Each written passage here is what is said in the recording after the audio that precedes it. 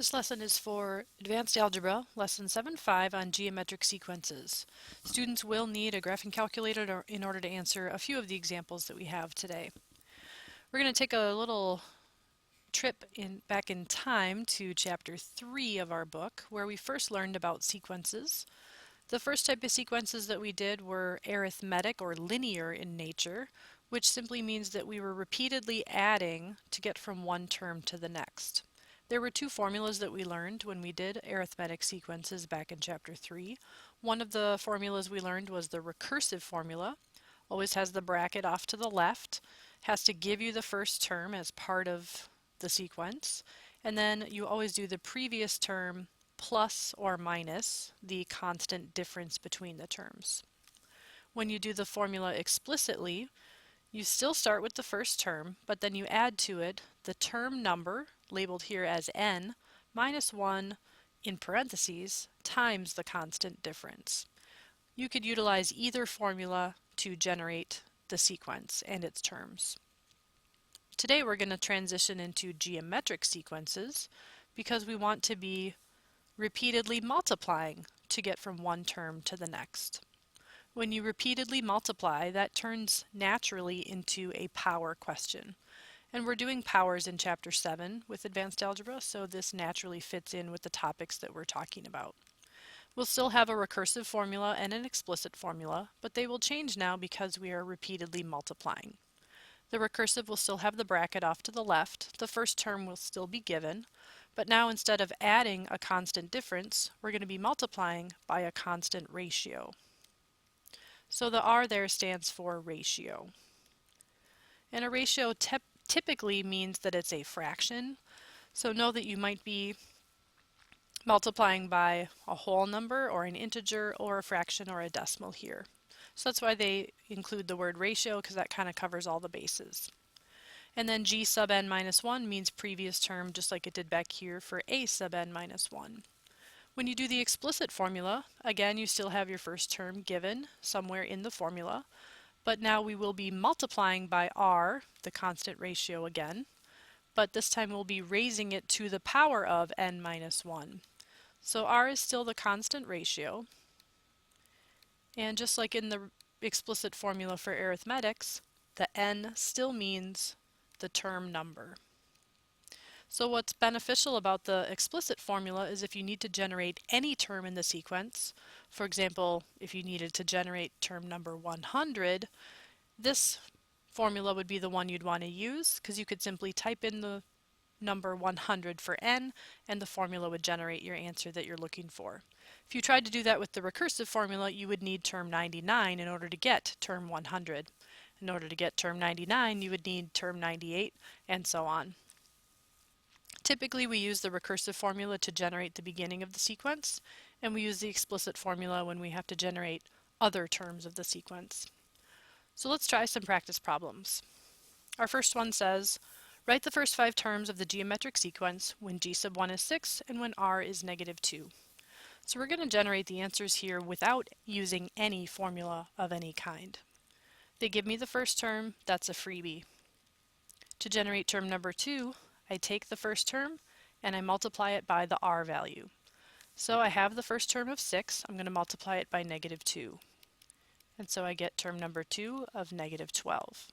To generate term number 3, I take the previous term and I multiply by the r value. So now I would get 24. To generate term number 4, I take my previous term and I multiply by the r again. So I get negative 48. If I want to take the fifth term, I take the previous term of negative 48 and multiply it by negative 2, so I get positive 96. Technically, when you're writing a sequence, it's kind of nice to write it as a list separated by commas, but know that you don't have to do that in order to get full credit as long as all the elements are there. Keep in mind that we only found the first 5 because they asked us to. It's nice to put a dot dot dot there to indicate that you understand that the sequence does continue beyond what we've written. If you needed to do a follow-up question that asked what's the 20th term of the sequence, it'd be really beneficial here to use the explicit formula to help us generate that. So let's just quickly write that in case we needed to use that on a future follow-up question. So the 6 is the first term, the negative 2 is the r value, and then we would just raise it to the n minus 1 power. And then if we needed to generate term number 20, we'd simply plug in a 20 for n in both of the places, and you would simply type that in on your calculator. 6 times negative 2 to the 20 minus 1 power. And that would tell you what the 20th term would be. Keep in mind that we actually did technically use the recursive formula when we generated our numbers here, because we took the previous term and multiplied it by the r each time. Let's try another question. This time they're forcing us to use the explicit formula to find our answer. So I'm going to find the first 5 terms again. First term is given to you, you just have to find it. It's in the formula. The first term, remember, in the formula is the one that doesn't have the power with it. You can't always rely on the parentheses. The parentheses aren't necessarily always going to be there. Sometimes they just put a dot in for multiplication. So just look for the thing that doesn't have the power. That's going to be your first term. So for our example, the first term is going to be a 4. To generate term number 2, everywhere I see an n, I'm going to fill in the number 2. So I type in, or I write in a 2 minus 1 for the power. 2 minus 1 is 1. So I'm going to type in on my calculator 4 times 3 to the 1. Well, can we maybe not use the calculator here and just say we know it's going to be 4 times 3, which is 12. Now let's do term number 3. If we're doing term number 3, that means the n is 3. So I'm going to calculate 4 times 3 to the 3 minus 1 power. 3 minus 1 is going to be 4 times 3 squared. And I want you to write the wrong answer here as the next thing that you do. Many times kids will assume that it's okay to do 4 times 3 and then square it. So let's write down 4 squared, which is 144. That is incorrect. You do not multiply and then square. So you should not get a 144, you should not get 12 squared. Keep in mind that you have to do the order of operations always. The order of operations states we need to do all powers before we do any multiplication. So this should be 4 times 9, or 36. If you're ever not sure, always go back to what you know about the property and about the sequence itself. We know that the sequence has a first term of 1, and we know that the r value is 3. So that means we're just simply multiplying by 3 to get from one term to the next. So to get from 4 to 12, don't you multiply by 3? So to get from 12 to the next term, it's got to be 12 times 3, which is what I have. So if you're ever not sure, always just multiply by whatever your r is. Let's do term number 4. 4 times 3 to the 4 minus 1 power. So that's going to be 4 times 3 cubed. Make sure you type it in. 3 cubed first, and then times 4. And when you do that, you get 108. Last term, g sub 5, 4 times 3 to the 5 minus 1. When you type that in, you should get 324.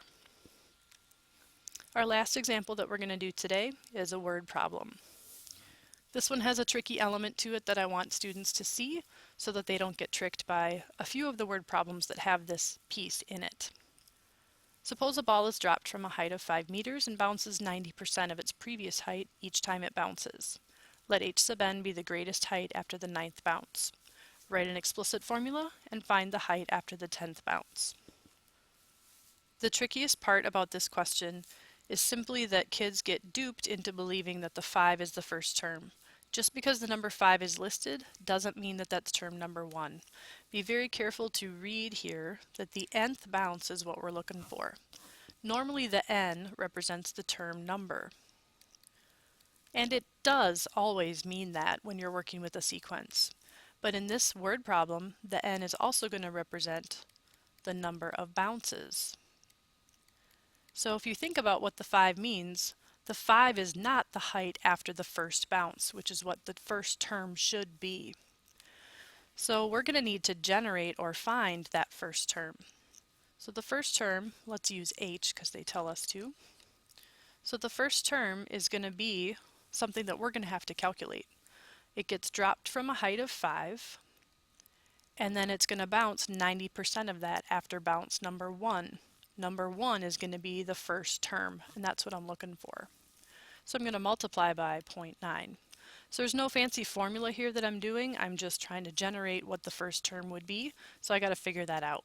So when I multiply 5 times 0.9, I get 4.5. So on this particular question, term number 1 is not given, we have to figure it out. So when I write my explicit formula, I'm using an H because they told me to. First term is 4.5, not 5. And then I'm going to be multiplying by 0.9 each time to get to each bounce. So if I want to find the 10th bounce, I will simply plug in a 10 for n. And when you calculate that out, pay attention to what it asks you to round to. Let's pretend that it said to round to 1 decimal place. So we would get about 1.7 meters. The book does a pretty decent job of explaining the bouncing ball type questions. They show a really good picture that illustrates why the height of the ball that it gets dropped from is not the first term. So I'd recommend looking in your book if you need a further illustration here.